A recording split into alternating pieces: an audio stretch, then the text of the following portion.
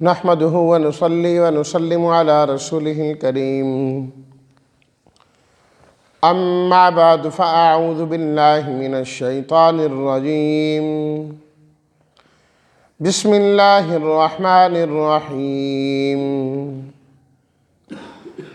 إنما حرم عليكم الميتة والدم ولحم الخنزير وما أهل به لغير الله فمن اضطر غير باغ ولا عاد فلا إثم عليه إن الله غفور رحيم صدق الله مولانا العظيم اللهم صل على سيدنا ومولانا محمد وعلى آل سيدنا ومولانا محمد وبارك وسلم۔ بے شک اللہ نے حرام کیا تمہارے اوپر مردار کو، خون کو اور خنزیر کے گوشت کو، اور وہ جو غیر اللہ کے لیے نامزد کر دیا جائے۔ پس جو شخص مجبور ہو جائے، نافرمانی کرنے والا بھی نہ ہو اور حد سے تجاوز کرنے والا بھی نہ ہو، تو اس پر کوئی گناہ نہیں ہے۔ یقیناً اللہ تعالیٰ بخشنے والے، رحم کرنے والے ہیں۔ اللہ تعالیٰ نے جن چیزوں کو حرام قرار دیا ہے ان کا تذکرہ اس آیت میں کیا گیا، جس میں پہلی چیز ہے المیتۃ، مردار، جسے ذبح نہیں کیا گیا وہ حرام ہے۔ تفصیل اس کی کل کے درس میں عرض کر دی گئی۔ اس کے بعد دوسری چیز ہے والدم، خون۔ سورہ انعام میں اللہ تعالیٰ نے اس کے ساتھ فرمایا دمم مسفوحاً، وہ خون جو بہنے والا ہو۔ بہنے والا خون جو ہے وہ حرام ہے۔ وہ ذبح کرتے ہیں، اس وقت خون بہتا ہوا جاتا ہے، نکلتا ہے۔ یہ خون نجس ہے، نہ اسے کھایا جا سکتا ہے نہ استعمال کیا جا سکتا ہے۔ جسم پر یا بدن پر، کپڑوں پر، کسی چیز پر لگ جائے تو وہ چیز بھی ناپاک ہو جاتی ہے، کیونکہ ہے جو یہ نجس ہے۔ اور وہ خون جو بہنے والا نہیں ہے، ذبح تو کیا گیا، خون بہہ کے سب نکل گیا۔ اب اگر گوشت کے اندر کچھ رہ گیا، رگوں میں، یہ اس طرح، وہ دم مسفوح میں نہیں ہے، اور وہ حرمت میں بھی شامل نہیں ہے۔ اور جو ویسے بہنے والا تھا، اب بے شک وہ منجمد ہو جائے تو وہ بھی حرام ہی رہے گا۔ یہ نہیں کہ جب تک مسفوح تھا تو اس وقت تک تو وہ حرام تھا، اب حلال ہو گیا، نہیں۔ بہنے والا اس کے بعد جم جائے، کچھ ہو جائے، حرمت ہی میں ہے۔ اس کا استعمال کسی طور پر جائز نہیں، نہ انسان اور نہ کوئی اور چیز۔ اس لیے اس سے کوئی مختلف غذائیں بنانا اور تیار کرنا، مختلف چیزوں کو کھلانا شرعی طور پر غلط ہے، درست نہیں۔ کئی مقامات پر اللہ تعالیٰ نے واضح طور پر اس خون کا ذکر فرمایا ہے۔ مردار اسی لیے تو یہ حرام تھا نا، کہ خون اس میں سے بہتا نہیں، وہ بہنے والا خون نکلتا نہیں ہے۔ ذبح کرنے کی وجہ سے وہ خون نکل جاتا ہے تو جانور حلال ہے۔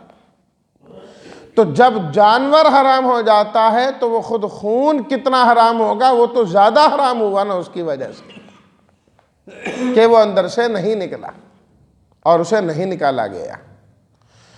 اور یہ مسئلہ بھی معلوم رہے کہ جو چیز خود حرام ہوتی ہے اس کی خرید و فروخت بھی حرام ہوتی ہے۔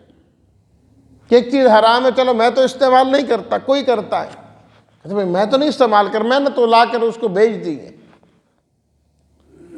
بیچ کر اس کی قیمت کھانا وہ بھی اسی طریقے سے ہی حرام ہے، وہ بھی جائز نہیں ہے۔ نبی کریم صلی اللہ علیہ وسلم کی خدمت میں شراب کی حرمت سے قبل ایک صاحب شراب بھیج دیا کرتے تھے. آپ علیہ الصلوۃ والتسلیمات نے تو کبھی بھی استعمال نہیں کی. جس سال شراب حرام ہوئی اس مرتبہ بھی اس نے بھیج دی. آپ علیہ الصلوۃ والتسلیمات نے فرمایا بھی اب تو شراب بالکل حرام ہے, اجازت ہی نہیں ہے کسی کو, ہم تو پہلے بھی استعمال نہیں کرتے اس چیز کو. تو وہ کہنے لگا جی اب میں لے کر آیا ہوں, آپ اس طریقے سے کریں, آپ نہ استعمال کریں اور نہ کسی کو اجازت دیں استعمال کرنے کی, آپ بیچ دیں, کافر جو مسلمان نہیں ہے غیر مسلم وہ خرید لیں گے, آپ اس کی قیمت اپنے استعمال میں لے آئیں. نبی کریم صلی اللہ علیہ وسلم نے ارشاد فرمایا جس اللہ نے شراب کو حرام کیا ہے اس نے اس کی قیمت کو بھی حرام کیا ہے. وَحَرَّمَ ثَمَنَهَا, بیچ کر قیمت لینا, اس قیمت کو استعمال کرنا, فرمایا یہ بھی حرام اسی اللہ نے کیا ہے. تو حرام چیز کی جو قیمت ہوتی ہے اس کے پیسے ہوتے ہیں وہ بھی قائم مقام حرام ہی کے ہوتے ہیں, وہی چیز ہوتی ہے, جائز نہیں ہے. اب یہاں پر ایک بات آ گئی کہ انسان کوئی اپنا خون دوسرے کو دے سکتا ہے کہ نہیں. بات تو یہی ہے نا, ہے تو وہ بھی بہنے والا خون ہے جو دوسرے کو دیتا ہے. اول تو یہ کہ انسان اپنا عضو کسی اور کو دینے کا مجاز ہی نہیں ہے, اس کی اجازت نہیں ہے. اللہ تعالیٰ نے جو جسم عطا فرمایا ہے انسان اپنی جانب سے اس میں رد و بدل نہیں کر سکتا. قرآن مجید میں اللہ نے فرمایا فطرت اللہ التی فطر الناس علیہا, جس فطرت پر اللہ نے تمہیں پیدا کیا ہے اسی کو لازم پکڑو, اسی کو قبول کرو. حتیٰ کہ مرد عورت کی, عورت مرد کی مشابہت کرے, شریعت نے اسے بھی پسند نہیں کیا. جس فطرت پر پیدا کیا گیا ہے اسی پر رہنا ہے. جو اس میں تغیر و تبدل ہے, ناخن کاٹنے ہیں, غیر ضروری بال کاٹنے ہیں, وہ جہاں تک اجازت ہے بس وہیں تک ہے. عضو ہی کسی اور کو دے دینا شریعت میں اس کی اجازت نہیں ہے. کفار کی دیکھا دیکھی بعض مسلمان بھی اس بات میں آ جاتے ہیں کہ ہمارے مرنے کے بعد ہماری آنکھیں فلاں کو دے دینا, گردے فلاں کو دے دینا, فلانی چیز فلاں کو دے دینا. بھئی آپ کو کس نے اختیار دیا ہے, آپ تو اس کے مالک ہی نہیں. شرعاً ناجائز اور حرام. تو یہ بھی ایک انسانی عضو ہے اور پھر دم مسفوح ہے, بہنے والا خون ہے, احترام انسانیت کے خلاف ہیں. اس روح سے تو دیکھا جائے تو دینا جائز نہیں ہے. لیکن فقہائے کرام رحمہم اللہ نے فرمایا کہ ان تمام چیزوں کے باوجود اگر کسی جگہ شدید ضرورت ہے کہ دوسرے کی زندگی کو خطرہ لاحق ہے, پتہ ہے کہ اگر خون نہ دیا جائے تو وہ مر جائے گا, دوسرے کی زندگی کو بچانے کے لیے اگر خون دیا جائے, یہ نہیں ذرا کمزوری ہوگی اس کو بلڈ لگا دو, جی فلاں کا بلڈ لو اس کو لگا دو, یہ غلط ہے. ضرورت شدیدہ, سخت ضرورت ہے, اس کے علاوہ گنجائش ہی نہیں اور کوئی صورت ہی نہیں ہے, تو دیا جا سکتا ہے.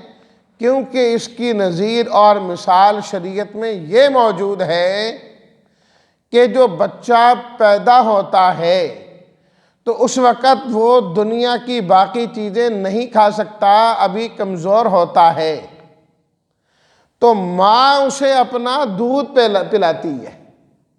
تو عورت کا جو دودھ ہے وہ بچے کے پیٹ میں جاتا ہے, بچے کے ہاں منتقل کیا جاتا ہے, اور اس سے جو عورت ہے اس کو کوئی فرق نہیں پڑتا. وہاں ضرورت ہے۔ جب بچہ اس قابل ہو گیا کہ اب وہ کھانا پینا کر سکتا ہے، تقریباً 2 سال کا ہو گیا ہے، تو اب شریعت نے کہا کہ ختم، اب بچہ اپنا کھانا پینا کرے گا۔ اس کو دیکھتے ہوئے اہل علم نے فرمایا کہ خون کا بھی یہی حکم ہے کہ ایک انسان جو دے اس کی جگہ ویسے نیا پیدا ہو جاتا ہے، کوئی عضو اس کا کم نہیں ہوتا، اسی طریقے سے مکمل ہے، اور دوسرے کی زندگی بھی اس سے بچ جاتی ہے۔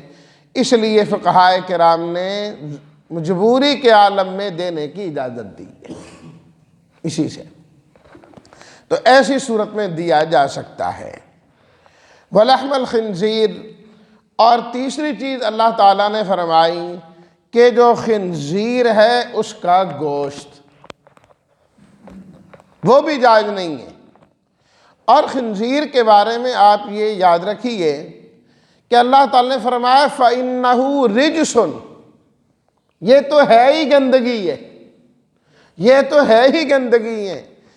اس لیے خنزیر وہ چیز ہے جس کا ایک ایک جز حرام ہے، گوشت بھی حرام، ہڈیاں بھی، کھال بھی، بال بھی، ساری چیزیں حرام ہیں، اس کی قابل استعمال نہیں ہے۔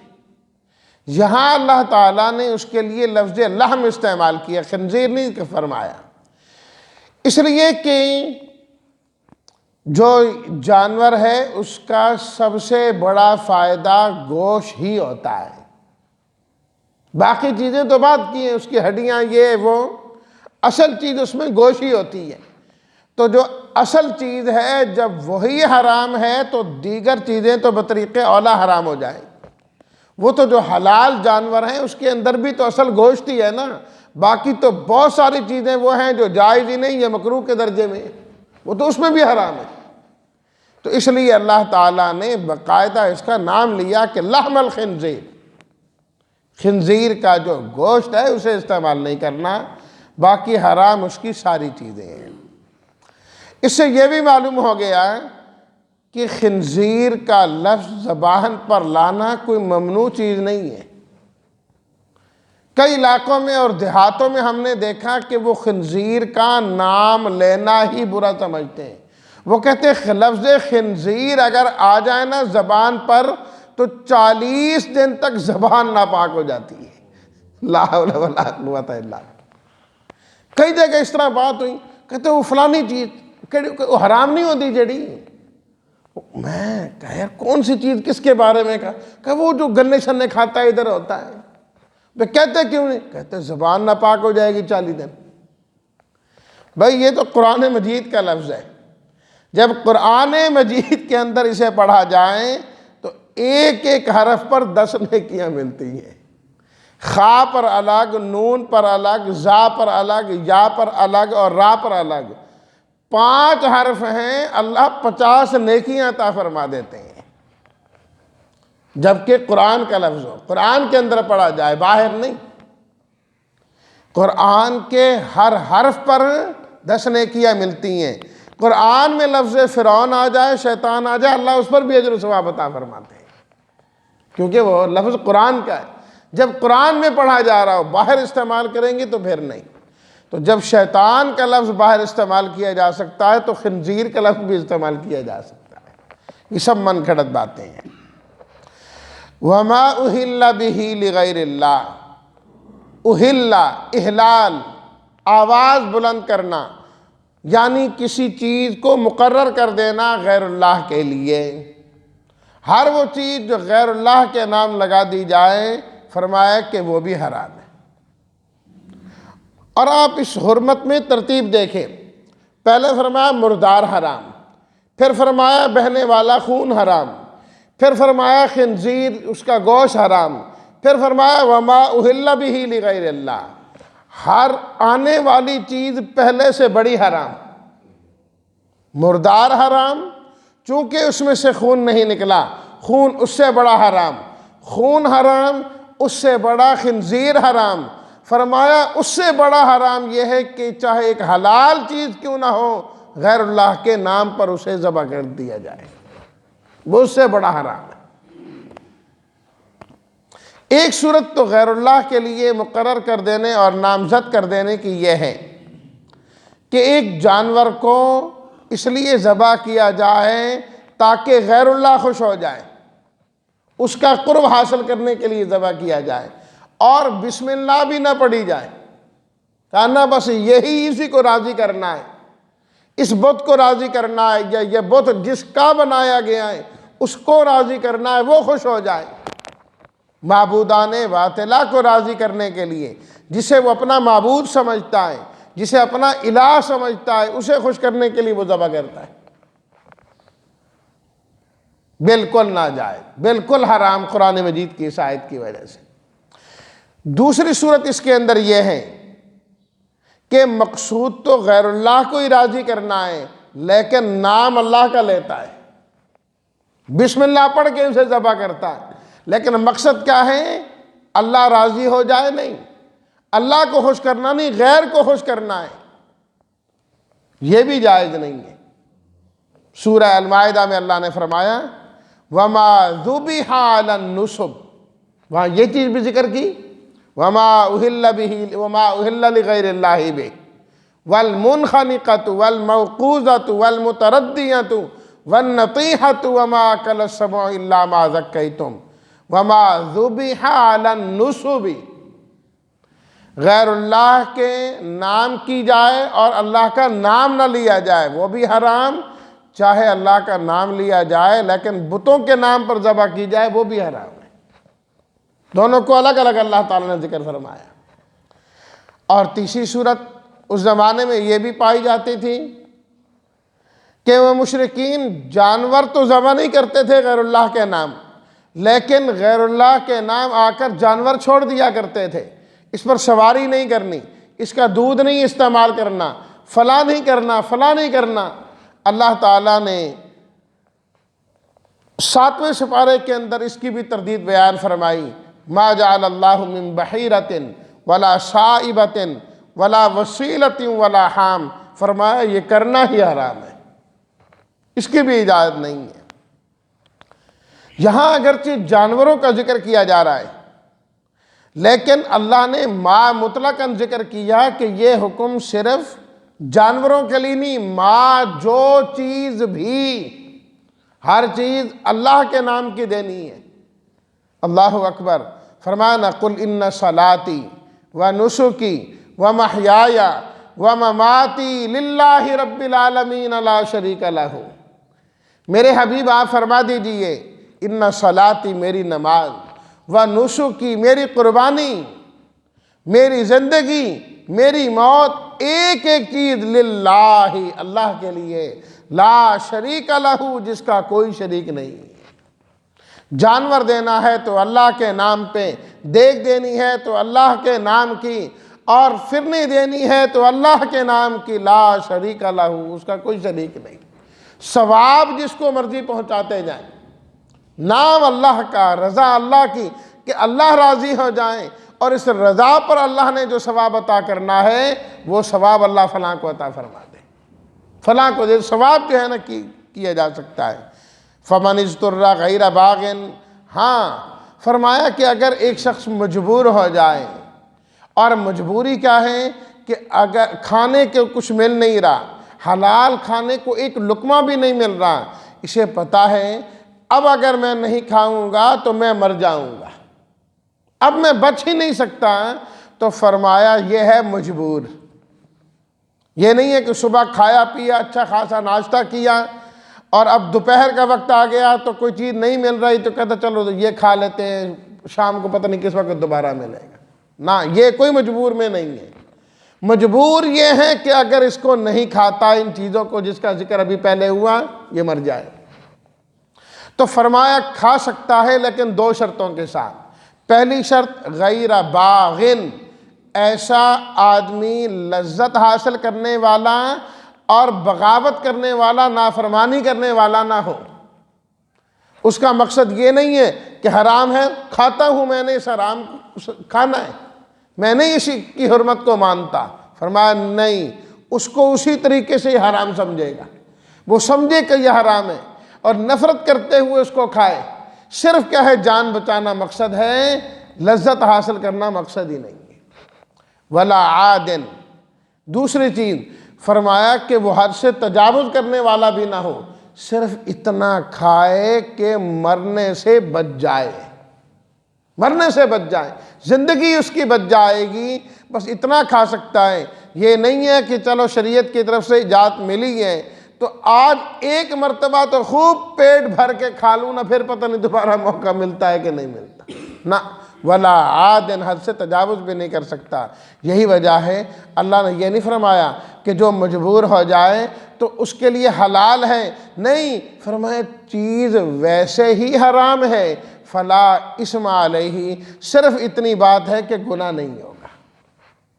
گناہ ہم نے ختم کر دیا، حرمت اس کی اپنی جگہ میں، فلا اسم علیہ ان اللہ غفور الرحیم، فرمایا کہ اللہ تعالیٰ تو بخشنے والے اور رحم کرنے والے ہیں، تو اس موقع پر بھی اللہ تمہیں معاف کر دیں گے۔ ہے اب بھی یہ غلط کامی ہے، گناہ ہی ہے، تو اس لیے کہا جاتا ہے نا کہ اگر انسان کسی وقت گناہ میں پھنس جائے، مجبور ہو جائے، نکلنے کی کوئی صورت نہیں ہے، اب اسے اگر کر لے تو اسے حرام سمجھ کے ہی کرنا چاہیے، سمجھے یہی کہ یہ غلط ہے۔ انسان کے اندر کوئی غلط عادت پائی جا رہی ہے تو وہ یہ نہ کہے کہ چلو خیر ہے جی اب نہیں چھوٹتی، نہ، اسے غلط سمجھے۔ جب تک انسان غلط کو غلط سمجھتا رہے گا، اس کے اندر یہ چیز رہے گی کہ ایک نہ ایک دن وہ واپس آ جائے گا، توبہ کر لے گا، اور اگر وہ غلط کو غلط سمجھنا ہی چھوڑ دے، غلط کو غلط سمجھنا ہی چھوڑ دے، اس سے کبھی واپس ہی نہیں آئے۔